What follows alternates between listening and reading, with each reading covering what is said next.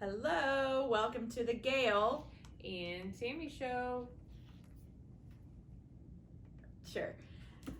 So we are here today. We're actually kind of excited. We've got two of our staff here that work at the Ankeny Clinic, and this month's topic is stroke and all things stroke awareness and just everything you probably want to know about stroke and stroke rehab. So in a condensed 30-minute version. In a very, very condensed 30-minute version. So very, very condensed. So stop speaking, Tammy. Just kidding. So one of the things we want to talk about with stroke just in general, here we'll give you some statistics. We'll give you some facts. Mm-hmm. So basically 1 out of every 6 deaths happen to be revolving around a stroke. In the country, every 40 seconds, somebody is having a stroke. Mm-hmm. And within every 4 minutes, somebody dies of a stroke. So that's not great statistics by all means. And per year, there's about 795,000 people who have a stroke yearly. But I think more to the point on that is it is the leading cause, the #1 leading cause of long-term disability. Mm-hmm. And I think it's important for us to talk about that. Yeah, in general, it leads into what we do. It's exactly what it leads into us and what we do and how we specialize in treating individuals and their families and caregivers who have had a stroke and who are affected by a stroke. Right. Because there's definitely still hope after you have a stroke. Oh my gosh, huge hope. Does not mean that the door closes. Right. I think more so than ever before, rehabilitation is on the leading edge of helping people return to function, return to independence, and return quality of life after a stroke. Right. And I hope what you'll hear is that there is hope after stroke for sure, but it doesn't just stop. You don't plateau after, say, a 6-month period. Mm-hmm. It doesn't stop. So it becomes, long-term disability or a chronic illness. And what's really important about that chronic illness is that you continue to get services throughout your life. And so I think that's what we'll be discussing today with Ryan and Ashley. So excited for you guys to meet those two members of our staff. Yeah, we really could. We had to kind of hone in on an area that we wanted to talk about, because the one thing with stroke is we could probably do a whole series on the different components of stroke. And so, but today we're going to talk really more about rehabilitation. Mm-hmm. So we actually have several big events coming up this summer. I'm excited. Yeah, and so one of those is, well, I'll just name all of them because you might as well know. We would love to have you join us for any of them. But coming up June 6th, it's a Sunday from 2:30 to 4:30 in Iowa City at Big Grove Brewery. Big Grove Brewery. I know. We have our Tea Time event, which is being hosted by Mark and Pam Wilson from Iowa City. He's a person served at our Coralville Clinic, and he's going to share his story with everybody. It's a fundraising event, and we would love to have you join us. For $25, people get 2 drinks. I'm excited about that. $25, 2 drinks and appetizers, and silent auction, right? Or ticket drop auction. Yeah. And but again, Big Grove, yay, Big Grove. If you haven't been there, it's awesome. It is. It's a great location, great food, great beverages. So in connection with that, the following day, that Monday, June 7th, we have our golf event in Solon at Saddleback Ridge Golf Club, and we still have room for people for foursomes. So get your friends together, come join us to have some good golfing. We have an all afternoon.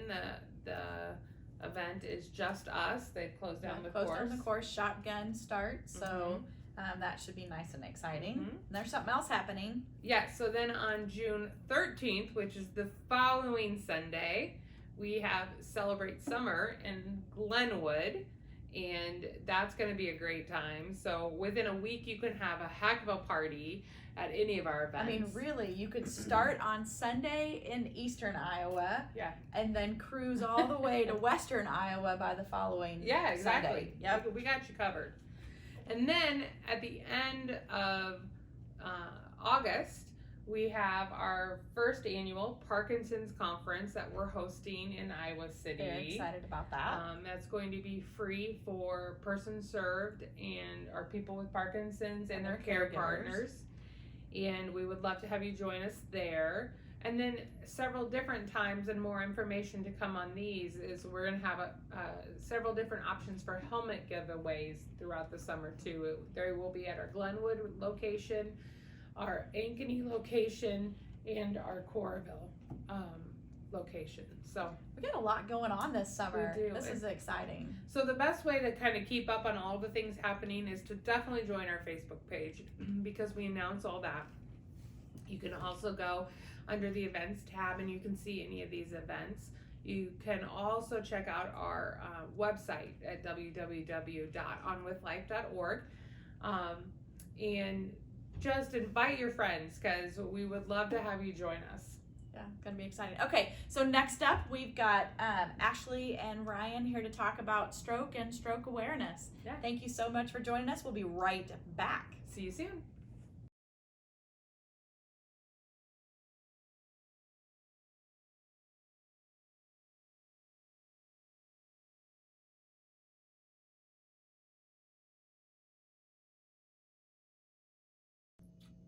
Hey everybody, we're back with Ashley and Ryan.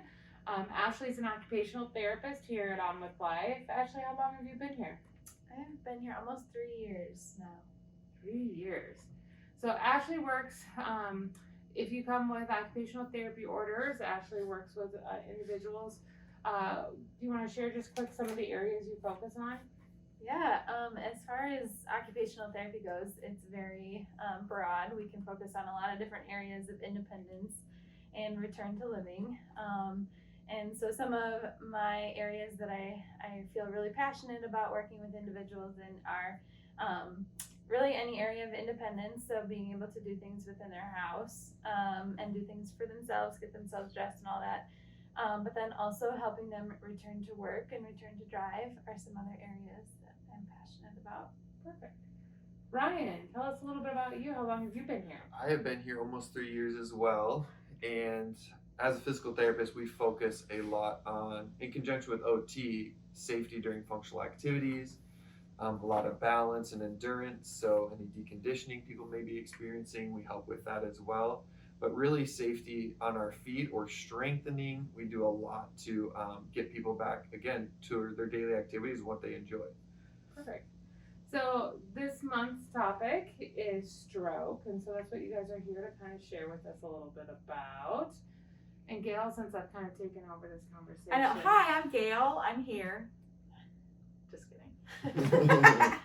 So today we have these guys who are a couple of our really awesome, I mean, everybody's awesome here at On With Life, but a couple of our awesome staff who dedicated themselves to neuro. We see all things neuro. And so when we think about stroke, just in general, so we're a brain injury facility. We're kind of under this big umbrella.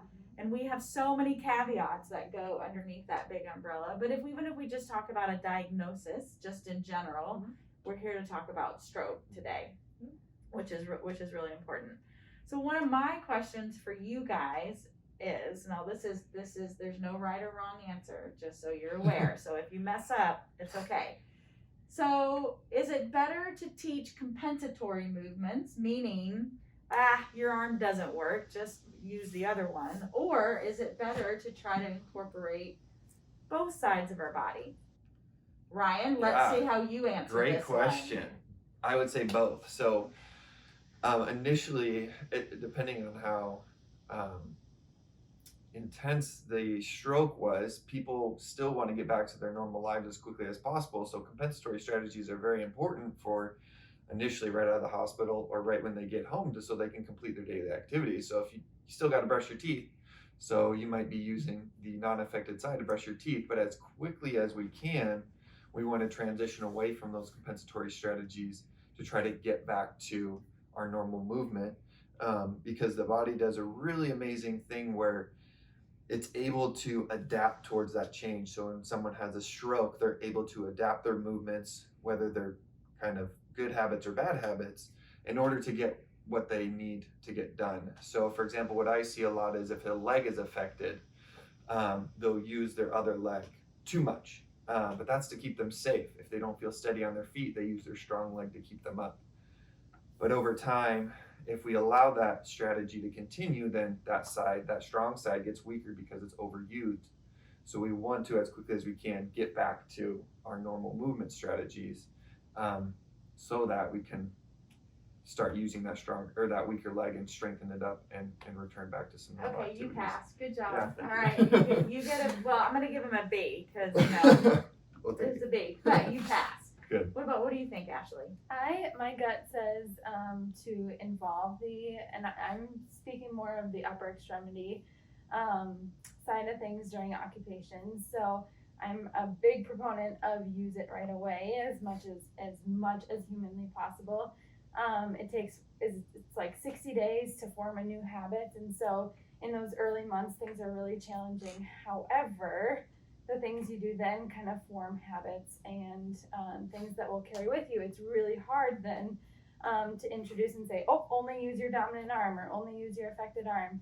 I think there is a place for both. I think there's a place if you're extremely frustrated and you can't perform the activity safely, you have to compensate. But my brain really, really goes to use it or lose it, and use it right away as soon as possible. You passed too. Good job. So when we think about just even some of the principles of neuro rehab, but more specifically, I think when we think of stroke, because a lot of times when somebody's had a stroke, you really can kind of see like one side versus the other side. So there's sort of, I mean, not all the time, but an affected side versus a non-affected side. And our brains are really, really good at making a different pathway, even though it might be the wrong pathway. So our brains are like, well, hey, if my right arm doesn't work, that's okay. My left one does, so I don't even need to do anything with this guy over here. And our focus, if you would agree, tends to be, we're really gonna push the limits of making sure that you're utilizing your body parts the way that you're supposed to. By manual tasks, or even letting a hand be a helper hand, even if it's not, it can't do much, but at least it can hold something while your other hand's doing something else. I think that we just at On With Life really try to focus on that restoring normal function. Would you say? I'm hoping that's how we all think. Yeah. That we all want to get normal function as much as possible. So I have a question for that too. Is it only that first 6 months or that first year that it matters? Like if somebody has a stroke, do they only have that first year and then they don't have any opportunity after that? No. Your brain is always changing. Neuroplasticity is always taking place. I think there's a lot that you see quickly within a short time frame after having a stroke, but progress can be achieved years post-stroke. I would agree with that. So like I think to myself, and we definitely sort of breathe this here, that any brain can change at any time, at any age. We have individuals that come back to us 10 years post-stroke, and there are habits that have formed that we need to try to change, or sometimes people get in a rut about even like being able to modulate their speed, meaning you can only walk one speed because it scares the dickens out of you. So our goal is to try to get you to walk faster, get you to move more efficiently, get you to use things more efficiently and within normal ranges. So I would just throw in there too that people can continue to come back for therapy then. Oh yeah. Right? Like, so it's not like you're a one and done kind of thing. I only can do therapy right away after I've had a stroke. Like you mentioned, things come back years and years later, and we see people 20 years post-stroke that come back and make changes. So what do we call that though? Like in our little verbiage, what do we say? People need to come back for a tune up. Why? Because there's so many things to work on. It's not just one thing. Initially after stroke, there's a lot that people want to work on. And then as they keep coming back, we kind of hone in on the issues that may be still persisting but have gotten better, but they still want to work on, kind of like modulating speed. It's not probably the only thing we were working on right after the stroke, but now years later, that's something that we can work on more specifically. So yeah, I think of some people who have come back to us and they've said, I just want to either walk a 5K or I want to run a 5K. And, a few years ago, that wasn't even possible. But now that's a goal. So guess what? We're all going to work on that so that individuals can, find their passion and do their goals. Okay. So if you had a stroke and you had a stroke and I had a stroke, would we all present the same? No. Why is that? So we always say, and I've heard this so many times, that if you've seen a stroke, you've seen only one stroke. One stroke. One stroke, meaning that they're all going to present different. I will say, based on where the stroke occurs and which artery, so if we had a clot in a specific artery, it's known to cause certain symptoms and injuries. So your arm might be weaker based on what artery was affected. But still, the severity of the stroke can completely change. So someone may come in with a completely flaccid arm or leg. Someone might come in, and I, as a therapist, struggle to even watch them walk and be like, oh, I can't really tell which side until I really check their strength and do an examination. So there's so many different things that can play into it. And then you have things that aren't even physical, like cognitive changes and things that you can't see with your eyes until you start talking to them and getting more information during your examination. So yeah, there's a million different things that can occur, and Right. I think I think we'll talk about it later, but how quickly someone gets their stroke handled at the hospital can be a huge contributing factor as well. Yeah. So do you want to, are there, if we think of categories of strokes, what kind of categories are there? So if we sort of define how you have a stroke, what categories are there? So primarily. Yeah, so there's ischemic strokes and hemorrhagic strokes. Okay, so what does that mean? So ischemic is when there's a clot, and so it blocks oxygen or blood flow, which is oxygen to a particular part of the brain. Hemorrhagic is when there's a brain bleed, so a vessel pops or is disrupted and it bleeds into the brain, and that causes a lack of blood and oxygen as well. So, and the way they treat them is completely different as well. So if you have an ischemic stroke or a clot, timing is extremely important, because they use a clot buster called TPA, which is something that they can give you when you get to the hospital and they determine it's a clot, to break up that clot as quickly as possible, which is huge, because every second that clot is there, it's blocking off exactly. the vital oxygen, right, and vital blood flow to that area. And when we think, if that area doesn't get the appropriate blood flow and the appropriate oxygen, it's going to continue to die off because it's not getting what it needs to survive. So then we have death of cells, and depending on where and how long, the longer you go, the more death that ends up spreading in that particular area. Yeah. Okay, so but if it's hemorrhagic and everything's bleeding all over, what do? They want to stop the bleeding but not give TPA, because then you bleed too much. Way so too bad. Again, it becomes a timing thing, where if you have the signs and symptoms of stroke, which we'll go through, you want to get to the hospital as quickly as possible so they can determine what type of stroke you have, so they can start administering what they need to, so your recovery can start as quickly as possible too. So I will throw in there, what's crazy, we were talking about how each stroke is different. What I think, is important to note is that you can be diagnosed with the same kind of stroke or the same area of the brain, as all three of you could have the same area of the brain, but yet your results are very, very different.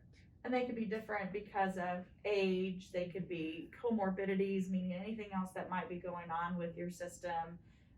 There's just a whole host. I feel like she sent out an age thing about comparing us and our strokes, but whatever. We're all 29. We all, it's okay. See, they know we're all 29. Which I think is a really valid point. You could line up 10 people and pinpoint the exact same place, the exact same kind of stroke, and you are not going to see the exact same kind of results. So I think it's important that, you don't compare. This is a prime example of how you can't compare yourself to somebody else in your recovery. I think that's hard. Like when people go to the therapy or whatever, it's hard not to look at somebody else and say, how come they had a stroke too? Yeah. how come they're doing so much better? Well, especially when you think about how broad the word stroke is. I mean, it literally encompasses anything to do with, you know, that kind of infarct or that kind of damage to the brain. It's really broad. So it's very, very difficult to pinpoint that for sure. Okay, so we like to talk about On With Life because we think we're pretty awesome. What kind of support systems do we have here? What do we do for our person served as they come in? Not only for initial evaluation and what we treat them for, but then once they're done, what else do we treat them for or give them? Yeah, so upon coming to On With Life, we have a lot of educational materials that are helpful for individuals understanding what has happened to them and how they're going to progress through this move forward and meet their goals. So they'll meet with each discipline upon coming here, and each discipline kind of looks at them a little bit differently in terms of what we can offer our person served. And so everyone kind of works together as one big team to make sure all bases are covered. So a lot of the education, I think every session we provide education of some sort because most of this is so new and everyone's just finding a way to progress and to cope and to move forward. And so we provide a lot of education on the day-to-day basis, just with what has occurred, what to expect, how to progress that particular topic. And then kind of as they move through a plan of care in each discipline, we look at, you know, how do we transfer all of this education you learn here in a clinic to the house, to your home, to your family. Because therapy is a piece of life. We're here to give you lots of tools, education, so that you may live your best life. And so throughout that whole plan of care, there's tons of education with just, you know, from understanding the brain to understanding why your arm doesn't move to just kind of understanding what has happened to you and to move forward. And so in combination with all the education provided in therapy sessions, we also have a support group here where individuals have really mentioned that they find a lot of support just knowing some other peers that have experienced a stroke. It's not going to be the same as theirs, or it could be similar, and they are able to work through it together with people who know firsthand what it's like to have something change your life in an instant. And so our support group is the first Tuesday of every month at 5 o'clock.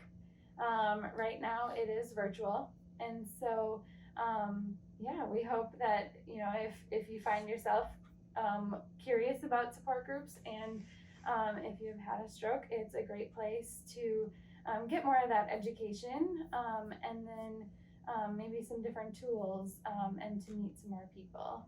And they can kind of keep up to date on when, you know, like you mentioned, we are doing virtual right now. We're hopeful to do in person sooner rather than later, and they can kind of keep tabs on that by just going to our website at www.onwithlife.org.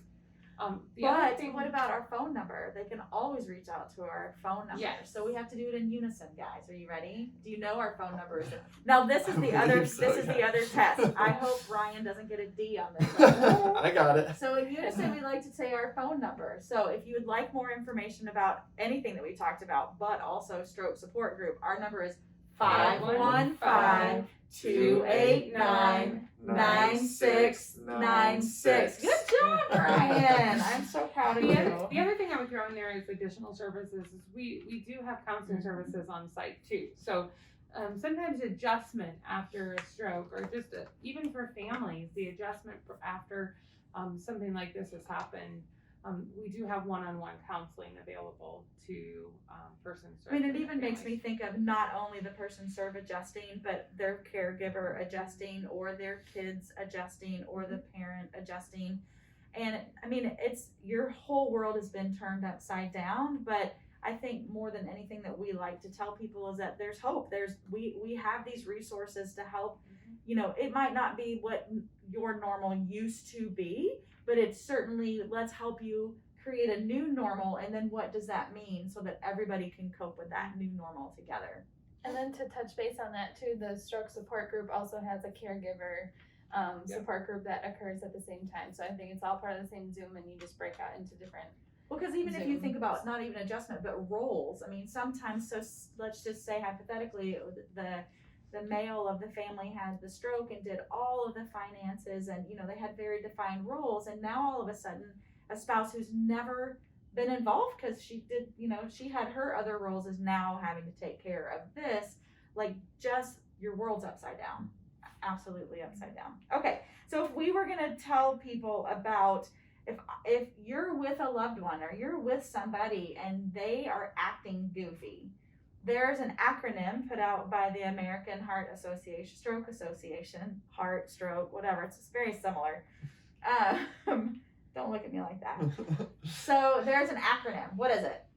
Quickly, what is it? Be fast. No, see, get the quick. Yeah, I gotta go fast. Gotta be quick. Yeah. So, Which is really important, actually. Yeah. So it stands for something. B stands for balance. Okay, what does that mean? So just seeing if someone is off balance, essentially. Or falling Yeah, over, or something goofy. Just unsteady. Okay, so that's a B. What about an E? So E stands for eyes. So is the person describing double vision or unable to see, or any change in vision significant?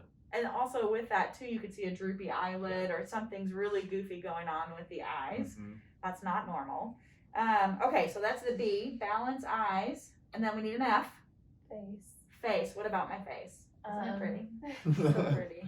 Half of it could be drooping, especially the lips, if asking a person to smile, and one half of their face doesn't go up like it normally does. Mm-hmm. That's one indicator. Or sticking out your tongue. So as you stick out your tongue, it should go out straight. So sometimes as it goes out, it might deviate one way or the other. So that's another one. What about the A? Arm. What about it? Some people can have weakness, tingling, total paralysis of an arm, indicating something is occurring, and so you act fast. Act fast on to that. seek help. Okay. The S is Speech. And what about speech? So slurred speech or difficulty finding words, anything where they can't get words out or their speech is just slurred in general. Okay. And then the T is very, very important. It stands for Time. So we sort of, with that TPA, you talked about a window of time. So there's a threshold. What is that? Well, the 3 hours is, within 3 hours is the most important to get that. And I think I've heard many people talk about how they've had symptoms that might have been, light or didn't seem significant at the time to them, and they go to bed.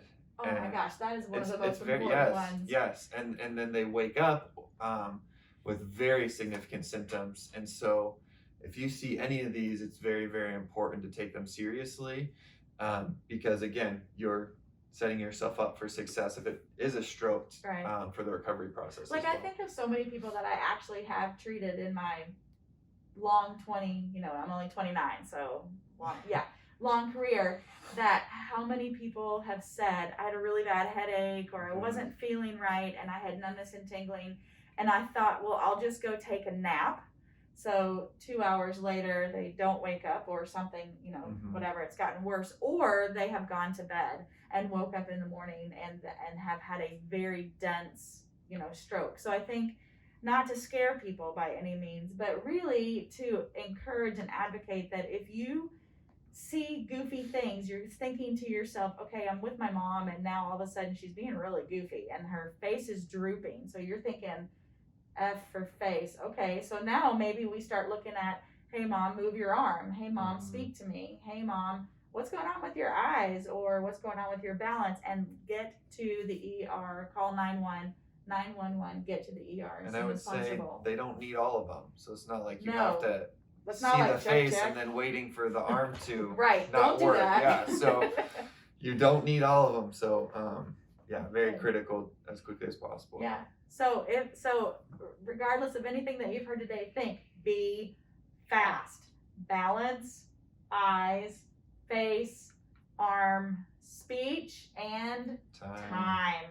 Time is the most important thing ever. Very good. All right. So one last thing. If you could just express one last thing that you want this internationally syndicated show to know about anything related to stroke, what would it be? I think it's super important to reiterate that it's never too late to participate in therapy. Even if you never have, or you only had it in the hospital right after you had your stroke and they sent you home and you haven't had anything since then, or if you think, well, I have very small issues with my following my stroke, maybe I don't need therapy, still come in, let us evaluate you, because it's something that we can help you be more independent in, or help you for a physical therapist. Again, maybe you've been walking a little bit differently since the stroke, and those can lead to significant issues down the road. So even if you think they're small changes, let us help you with them.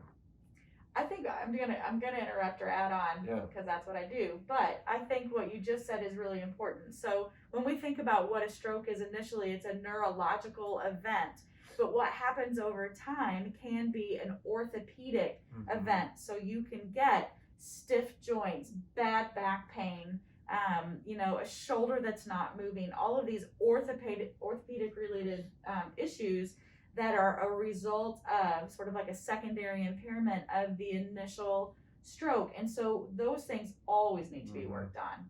What would you say, Ashley? I would say to never lose hope in the whole process. It's our mindset is a lot of what we do. It makes or breaks what we're going to do for the day, how well we perform. And so know that adjusting to those changes is hard, and to surround yourself with the people that can support you, build you up, and help you if you needed to make that decision about getting services. They're out there, and so we're here, and so we're a phone call away. And if you're struggling with any of those physical things, cognitive changes, we also, I think, do a good job here at On With Life knowing how much it changes your life. And so, having those people alongside you to go with you through the whole process is so important. And so we're here to keep you fired up and not lose hope about progress. And so I think that would be one thing that I would want everyone to know. I think you make progress over. We're here to get you fired up. That speaks to me, and provide hope. I think that's huge for sure. And we do have 2 clinics now. Oh yeah. We We can't forget about that. We have 2 outpatient clinics now. So hopefully we have better access to you as well. We have the clinic here in Ankeny, and we have a clinic in Coralville. So, but that number that we gave you can reach both of them. So I was about to say, because you can fire off the other one all by yourself. So what is that number again for here? Because we gotta do that in unison before we sign off. Ready? So if you need us for anything, not just stroke, but anything neurologically related, we're here for you. But that number is 515-289-9696. You sound like an infomercial. So thanks for joining us today. We really appreciate you taking the time to watch us to the end, and thank you to Ashley and Ryan for joining us and sharing some great information. And on that note, thank you so much for hanging with us today. You ready? Yep. All right. Ready. Go. Bye guys. Take care.